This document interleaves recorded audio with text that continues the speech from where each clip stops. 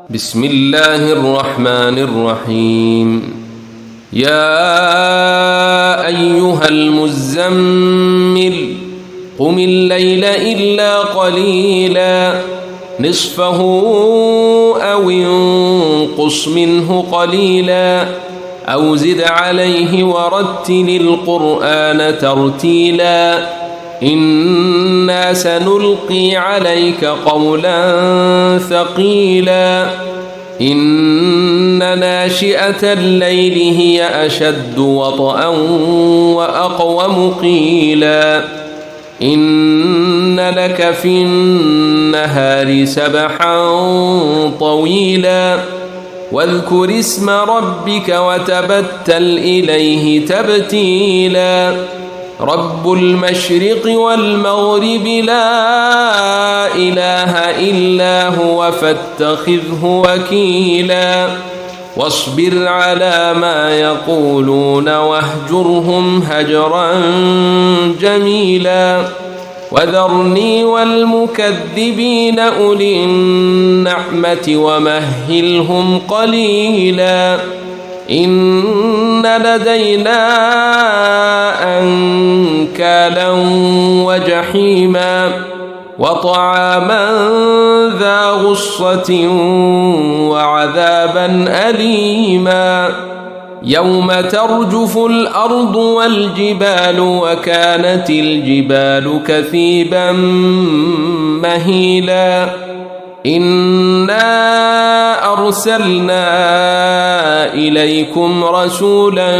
شاهدا عليكم كما أرسلنا إلى فرعون رسولا فعصى فرعون الرسول فأخذناه أخذا وبيلا فكيف تتقون إن كفرتم يوما يجعل الولدان شيبا السماء منفطر به كان وعده مفعولا إن هذه تذكرة فمن شاء اتخذ إلى ربه سبيلا إن ربك يعلم أنك تقوم أدنى من ثلثي الليل ونصفه وثلثه وطائفة من الذين معك والله يقدر الليل والنهار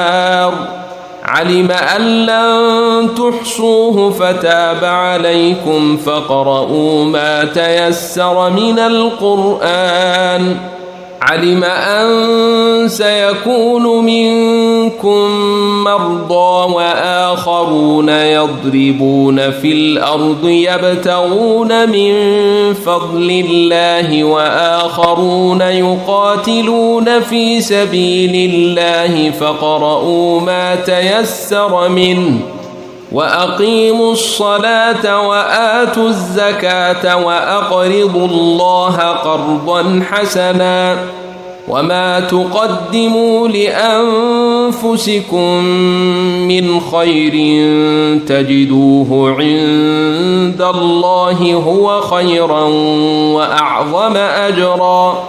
واستغفروا الله إن الله غفور رحيم.